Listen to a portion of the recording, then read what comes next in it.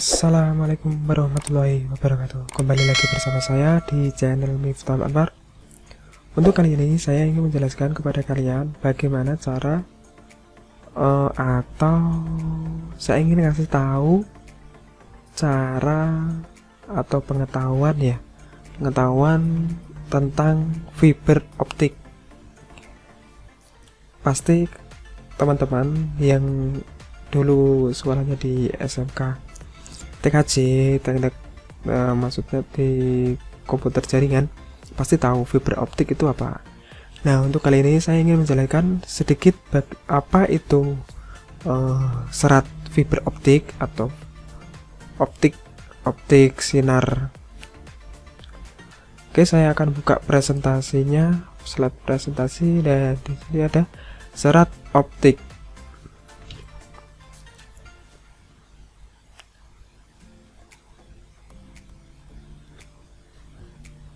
Dan di sini saya sudah ngasih bagan-bagan. Di paling atas itu ada fiber optik, terus bawahnya pengertian, bagian, kekurangan, kelemahan, karakteristik, terus jenis-jenis dan aplikasi. Di sini pengertiannya. Jadi serat fiber optik itu adalah saluran transmisi atau sejenis kabel yang berbuat dari serat kaca atau plastik yang sangat halus dan lebih kecil dari sehelai rambut. Jadi ini itu fiber optiknya itu kaca ya kecil banget ya. Ini nanti saya jelasin ukurannya berapa. Dan dapat digunakan untuk mentransmisikan sinyal cahaya dari suatu tempat ke tempat lain. Sumber cahaya yang digunakan biasanya adalah laser atau LED. Jadi sumber cahayanya itu bisa menggunakan sinar matahari dan juga bisa menggunakan sinar yang ada di tempat kita kalau gelap terus diterangin gitu ya, memakai lampu atau apa gitu. Terus kabel ini berdiameter lebih kurang dari 120 mikrometer, jadi kecil banget. Cahaya yang ada di dalam serat optik tidak keluar karena indeks bias dari kaca lebih besar daripada indeks bias dari udara. Jadi kita lihat kecil banget nih ini. Karena laser mempunyai spektrum yang sangat sempit, kecepatan transmisi serat optik sangat tinggi sehingga sangat bagus digunakan sebagai saluran komunikasi. Nah, jadi ini serat optik ini bisa dibuat atau sebagai saluran komunikasi. Oke, dan ini ada kelebihannya. Jadi kelebihannya ini dalam penggunaan fiber optik terdapat beberapa keuntungan. Jadi yang pertama itu maksudnya lebar jalur besar dari kemampuan dalam membawa banyak data, dapat memuat kapasitas informasi yang sangat besar dengan kecepatan transmisi mencapai gigabit per detik dan menghantarkan informasi jarak jauh. Jadi, ini barangnya kecil tapi bisa menyalurkan data mencapai gigabit per meter, per detik ya maksudnya. Sangat hebat ini. Terus yang kedua itu biaya pemasangan dan pengoperasian sangat rendah serta tingkat kemampuan yang lebih tinggi. Jadi ini biaya pemasangannya lebih murah karena ini ukurannya kecil tapi menampung transfer data sangat tinggi. Terus yang ketiga itu ukuran kecil dan ringan sehingga hemat pemakaian ya, tadi yang tak omongin ukurannya kecil gitu. Terus yang keempat itu imun kekebalan terhadap gangguan elektromagnetik dan gangguan gelombang radio. Terus yang kelima yaitu tidak menimbulkan percikan api. Dan ini tidak menimbulkan percikan api dan tidak memakai kayak listrik gitu, enggak. Ini mengandalkan cahaya, transfer cahaya. terus tidak berkarat. Ini sampai beberapa tahun, puluhan tahun itu nggak akan berkarat kalau kabel fiber optik ini. Terus selanjutnya ini ada kekurangannya. Tadi kan ada kelebihan, terus di sini ada kekurangannya. Kekurangannya yang pertama itu harga kabel jaringan fiber optik masih terlalu mahal, terutama jika dibandingkan dengan kabel jaringan lainnya seperti kabel UTP yang terkenal murah. Jadi dibandingkan kabel UTP itu lebih murah kabel UTP, jadi lebih mahal. Ini harganya ini masih mahal, per meternya masih mahal kali ini. Terus yang nomor 2, dalam proses instalasi kabel jaringan fiber optik diperlukan beberapa alat khusus berupa perangkat elektronik yang untuk saat ini memang masih sangat mahal. Dan ini instalasinya itu menggunakan itu ya alat ya. Alatnya namanya splicing. Jadi kalau menggunakan alat splicing atau menggunakan pen jaringan itu kalau beli lumayan menguras kantong ya ini. Soalnya masih mahal kalau ini. Harga splicing aja sekarang yang paling murah itu sekitar berapa ya? 30 jutaan lah. 30 juta itu yang kualitas agak rendah. Kalau yang bagus ya sekitar 50 jutaan ya lebih ya. Oke, yang ketiga, dalam proses pengirim sinyal karena harus dilakukan perubahan sinyal listrik ke sinyal optik terlalu dahulu, maka kabel jaringan fiber optik menurut adanya sumber cahaya yang kuat untuk melakukan pensinyalan seperti alat pembangkit listrik eksternal. Jadi pengiriman sinyal ini dilakukan perubahan sinyal listrik ya. Sinyal listrik dirubah menjadi ke sinyal optik terlebih dahulu. Jadi langsung di sumbernya sumber cahaya. Jadi kekuatannya itu memakai sumber cahaya. Terus yang keempat itu, jika rusak, perbaikan instalasi kabel jaringan fiber optik yang kompleks memerlukan tenaga ahli ya. Ini masih banyak yang belum tahu ya mengenai troubleshooting jaringan fiber optik ini. Tapi sebenarnya kabel fiber optik ini cukup mudah sih sebenarnya kalau digulati, kalau diperdalam lagi ilmunya dalam instalasi jaringan fiber optik ini sebenarnya cukup gampang dibandingkan maintenance yang kabel UTP menurut saya sih ya. Terus selanjutnya yang kelima, mengingat kabel jaringan fiber optik menggunakan gelombang cahaya untuk mentransmisi data, maka kabel jaringan jenis ini tidak dapat diinstal dan dalam jalur yang berbelok secara tajam atau menjudut. Jadi kabel ini saya sarankan kalau mau instalasi jangan memakai jalur terlalu letter U gitu ya. Ini tidak baik disarankan. Soalnya ini kan cahaya kalau dibuat letter U itu tidak maksimal atau enggak nanti kacanya itu bisa patah. Soalnya ini tipis banget dan rentan.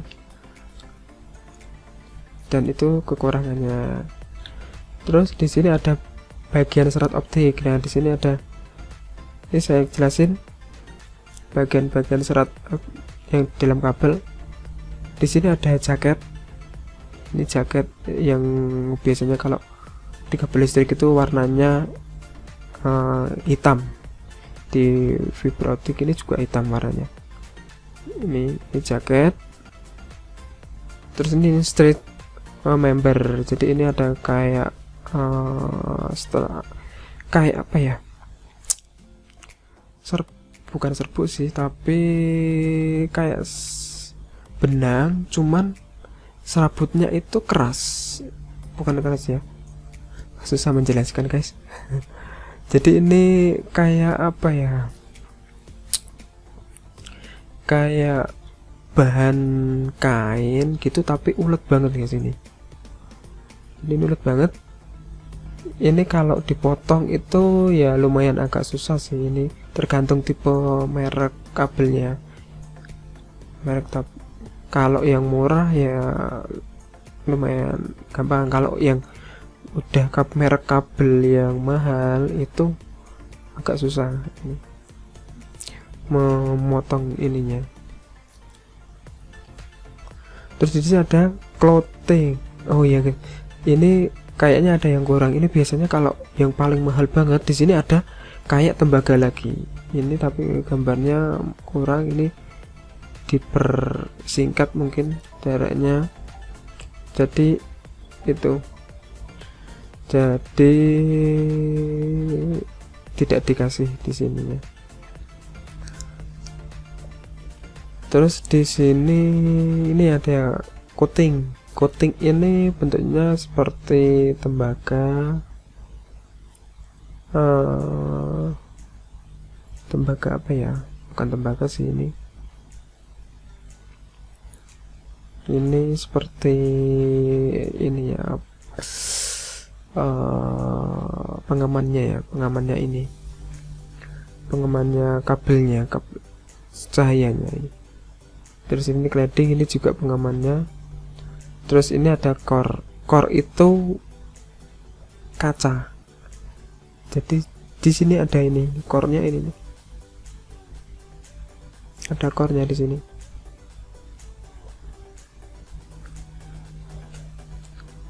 Dan lebih jelasnya ini. Nah, di sini ada itu pengamannya.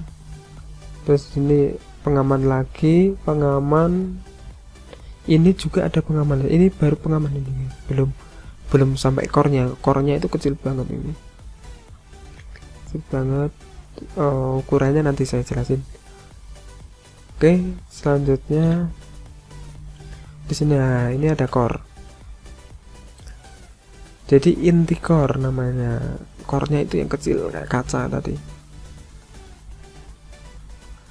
Di sini saya tuliskan tepat di tengah kabel fiber optik terdapat bagian utama dalam struktur kabel fiber optik, yakni core alias inti yang terbuat dari serat kaca. Ini terbuat dari serat kaca. Umumnya core ini memiliki diameter sekitar 2 mikron sampai 50 mikron. Kecil banget. Di mana ukuran core ini sendiri berpengaruh besar terhadap kualitas dan kemampuan dari sebuah kabel fiber optik. Ini kecil banget ukurannya, 2 mikron sampai 50 mikron. Terus yang kedua, fungsi core pada kabel fiber optik ini adalah sebagai tempat berlangsungnya perambatan cahaya dari suatu ujung ke ujung kabel lainnya, sehingga proses pengiriman cahaya dapat dilakukan.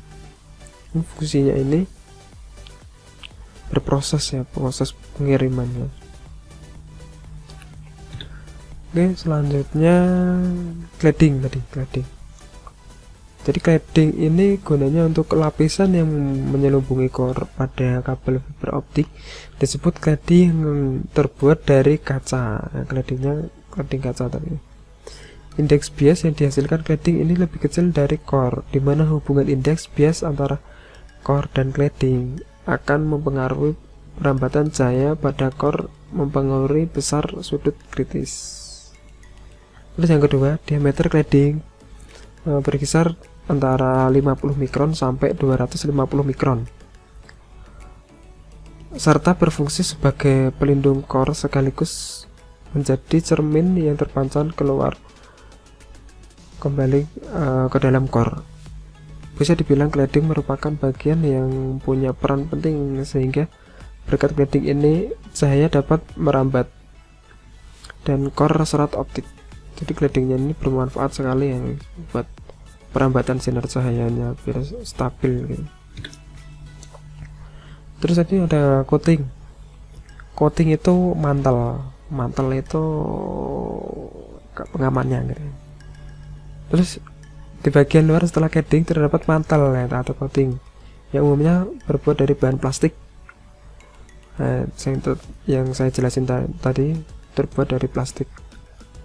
Adapun fungsi coating pada kabel fiber optik adalah sebagai pelindung mekanis yang menjaga serat optik dari kerusakan yang dapat terjadi karena lakukan kabel atau gangguan luar lainnya seperti kelembaban.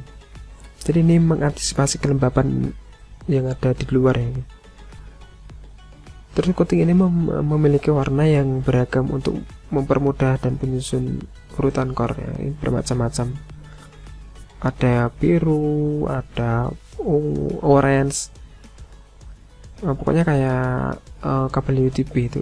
Kabel UTP kan ada putih oranye, putih hijau, biru lah, itu ada semacam kayak gitu.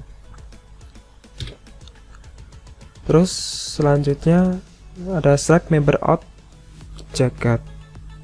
Jadi apa sih itu strike member and outer jacket? Di sini ada strut member dan outer jacket merupakan lapisan terluar dari sebuah kabel fiber optik. Fungsi atau kegunaan tentu saja sebagai pelindung. Ini juga fungsinya untuk pelindung dan menjaga kabel dari gangguan luar yang bisa menyebabkan kerusakan bagian core. Ini belum. Core itu pelindungnya banyak, bukan saja yang besi yang terbuat dari plastik, ada terbuat dari kain tadi ada, jadi berlapis-lapis.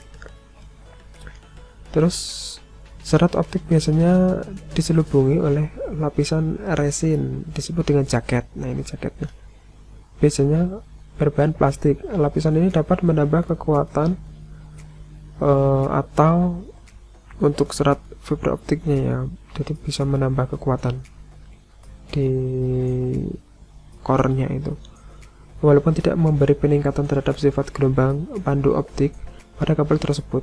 Namun lapisan resin ini dapat menyerap cahaya dan mencegah kemungkinan terjadi kebocoran cahaya yang keluar.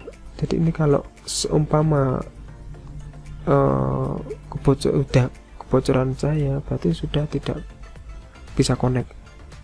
Jadi ini trouble-nya gitu kayak gitu. Tapi sekarang ada mesin ya, ada suatu alat itu yang ngecek kalau suatu terjadi bocor di kabel fiber optiknya, itu bisa mendeteksi. Jadi dari jarak berapa itu bocornya berapa gitu ada alatnya, tapi sangat mahal sekali harganya. Terus selanjutnya di sini ada warna-warna. Jadi kode warna pada selubung terluar. Ini ada kode warna kuning. Kuning itu menunjukkan fiber optik single mode. Terus di sini ada orange, itu fiber optik multi mode. Terus di sini ada aqua, itu melambangkan optimal laser 10 GB 50/125 mikro fiber optik multi mode. Terus ada abu-abu, itu kodenya kode warna fiber optik multi mode yang tidak digunakan lagi, tadi udah zaman dulu. Terus biru kadang masih digunakan dalam model perancangan, jadi biru ini juga masih digunakan tapi model perancangan. Yang sering digunakan itu kuning, orange, orange sama aqua. Kalau aqua ini mantap sekali ini. Terus selanjutnya ini ada kode warna pada konektor. Ya, ini konektornya. Ini ada biru. Kalau biru itu yang paling umum digunakan fiber optik ini single mode ya, rata-rata single mode itu menggunakan warna biru ya. Terus kalau multi mode itu menggunakan warna hijau. Sedangkan abu-abu krem itu biasanya digunakan untuk fiber optik multi mode. Terus yang merah itu penggunaan khusus, jadi konektor-konektor yang khusus itu pasti merah. Ini ada karakteristik kabel fiber optik. Karakteristiknya ada banyak ini. Secara struktur, bagian dalam fiber optik ini dari inti terbuat dari serat kaca, yang tadi udah tak jelasin. Terus di sini ada konektor, digunakan fiber optik ST. Jadi ST, nanti konektornya ST modelnya. Namun baru ini konektor yang diperkenalkan sebagai pasangan kabel optik, yakni konektor SC. Lebih gampang ya. Kalau ST ini harus terminasi dulu. Tapi kalau yang SC ini tidak usah terminasi, langsung tancap. Jadi udah ada kayak patch code-nya, pigtail patch code. Jadi nggak usah terminasi. Tapi sebagai penghubung dari gedung ke gedung itu pasti menggunakan terminasi. Tapi ke switch pusat itu pasti menggunakan patch code. Terus di sini ada transfer kecepatan, ada 100 Mbps ke atas, bahkan bisa mencapai 1 GB, 1000 Mbps. Biasanya rata-rata loadnya cukup mahal. Terus di sini ada diameter kabel jaringan fiber optik, ukuran konektornya relatif kecil sehingga fleksibel dalam proses instalasi. Terus panjang kabel jaringan fiber optik sangat panjang, yakni bisa mencapai 2 km. Jadi ini 2 km bisa mengalahkan kabel koaksial ya. Terus di sini ada jenis-jenis kabel jaringan fiber optik. Di sini ada kabel yang single mode itu kayak gini. Jadi ini single mode. Jadi ini searah. Sedangkan yang multi mode itu kabelnya ini terlalu ada bolak-balik ini kayak gelombang gitu. Terus di sini saya jelaskan kabel single mode. Nah, ini tadi kan belum tahu single mode apa sih, itu single mode, bedanya single mode sama multi mode. Nah, di sini penjelasannya.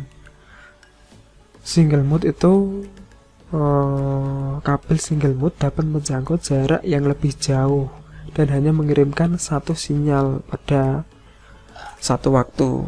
Jadi ini si lasernya itu memancarkan cuma satu kabel searah. Ya, intinya kayak gitu.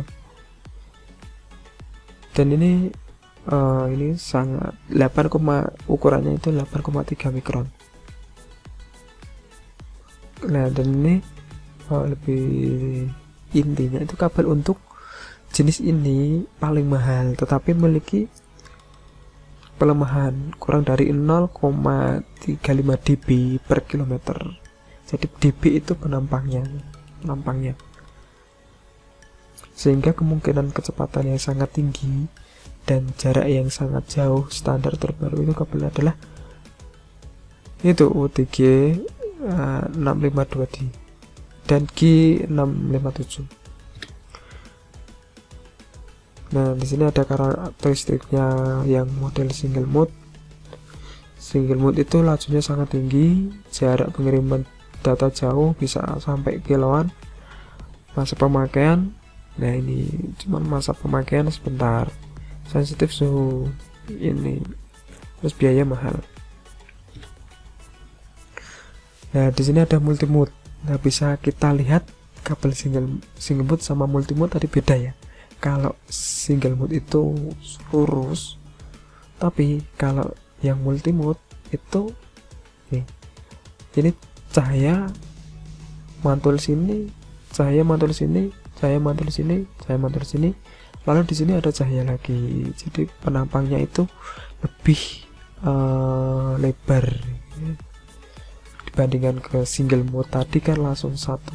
Jadi ini nggak dipakai, yang dipakai cuman ini cahaya ini. Nah, bedanya kayak gitu. Lebih jelasnya kalau tak jelasin lewat tulisan ini nanti bingung.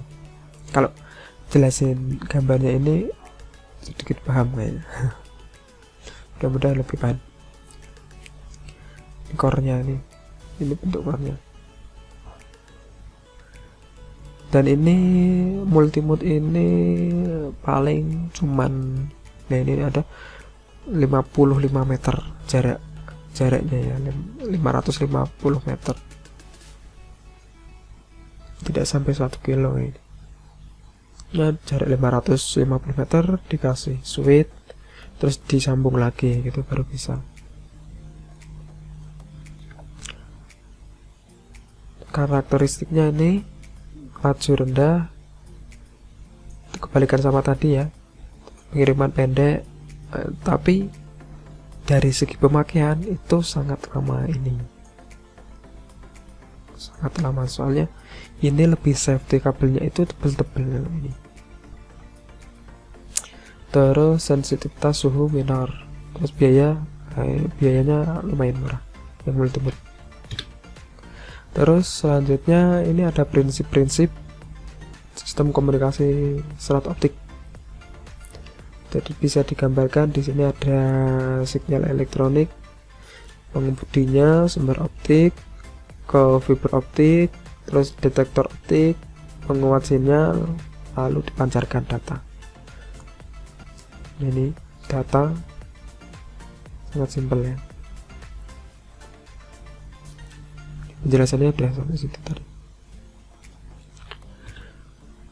Terus di sini ada teknik pembuatan fiber optik. Jadi tekniknya ini mentransmisi fiber optik berfungsi menyalurkan sinyal-sinyal informasi dalam bentuk energi cahaya. Maka bahan-bahan untuk inti harus transparan terhadap cahaya dengan panjang gelombang yang diinginkan, tahan terhadap pengaruh sekitar, dan dapat direkayasa untuk keperluan fiber optik. Untuk itu terdapat 3 cara pembuatan fiber optik. Jadi ada 3 cara pembuatannya: cara gelas komponen sama, metode batang dan tabung, terus serat silika dilapis resin silikon. Itu tekniknya. Terus di sini ada aplikasinya. Aplikasinya pertama itu dipakai dalam dunia penyiaran televisi, di mana sinyal siaran radio diubah dalam bentuk digital dan dikirimkan melalui kabel FO atau fiber optik yang dipasang pada studio. Itu kan membutuhkan kecepatan cepat, jadi bisa dipakai untuk siaran TV. Terus yang kedua itu dipakai sebagai aplikasi LAN, local area network, yang lebih efektif dan mempunyai kapasitas yang lebih besar, terutama di sekolahan, rumah sakit, kantor. Dan ini bukan kantor saja ya, tapi di sini sudah sampai ke pabrik. Pabrik sekarang menggunakan kabel fiber optik transfer datanya.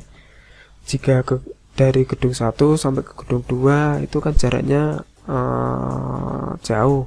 Jadi transfer datanya biar cepat itu bisa menggunakan fiber optik. Terus yang ketiga dipakai dalam teknologi telepon kabel, karena FO memungkinkan terbentuk jaringan yang sangat luas. Jadi ini sudah bisa dipakai untuk ekstensi kabel telepon. Terus selanjutnya dipakai untuk mengembangkan saluran FO bawah air. Jadi ini sangat aman ya, sangat dibandingkan kabel UTP itu lebih disarankan memakai fiber optik kalau saluran pengembangannya itu di bawah air. Oke, cukup sekian pengetahuan fiber optik atau serat optik kali ini. Semoga bermanfaat dan jangan lupa di-share ke teman-teman kalian. Siapa tahu kalian teman-teman kalian membutuhkan pengertian fiber optik ini buat teknologi selanjutnya. Oke, saya akhiri. Wassalamualaikum warahmatullahi wabarakatuh.